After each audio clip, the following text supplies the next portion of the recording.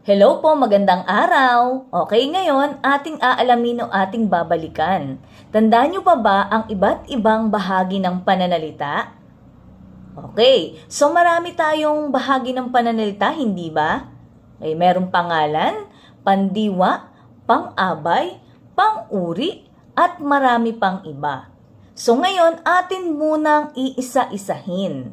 Ngayong araw, atin munang babalikan ano nga ba ang pangalan o sa Ingles ay noun. Okay, ang pangalan ay tumutukoy sa ngalan ng tao, bagay, buok, hayop, o pangyayari. Okay? So, ma'am, ang halimbawa ba ng pangalan ay bata?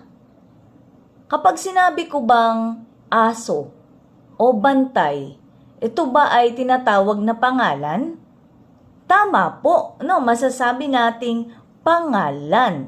Okay, subalit meron tayong dalawang uri ng pangalan.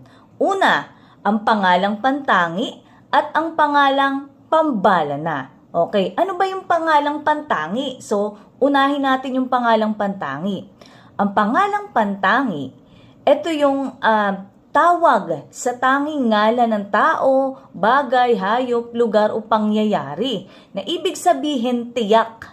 Okay? So kapag sinabi ko bang lugar, tiyak ba? So hindi.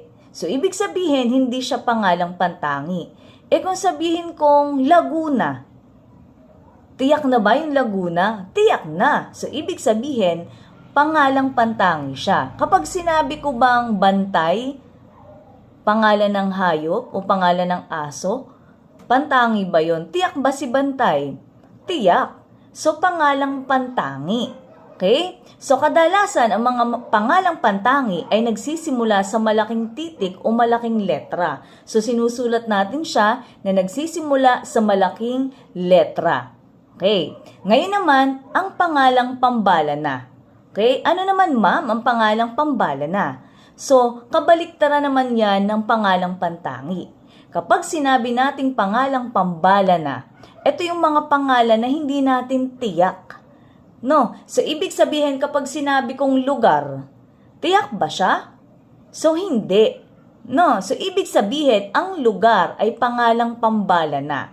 Kapag sinabi kong tao, pangalang pambalana pa rin siya. Bakit? Kasi hindi mo tiyak, kasi maraming tao. Hindi naman natin alam kung sino yung taong yun. So, pangalang pambalana.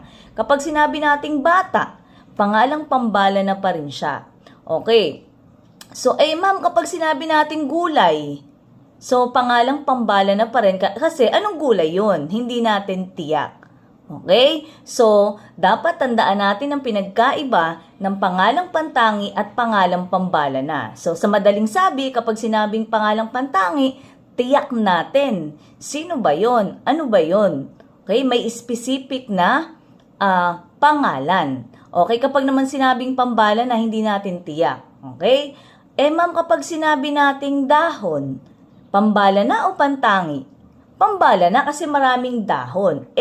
Kapag sinabing dahon ng bayabas, ayon, pangalang pantangi, no? Kasi may bayabas, alam mo ng dahon ng bayabas. Okay? So, salamat po sa inyong pakikinig at sana ay may natutuhan kayo ngayong araw. Paalam!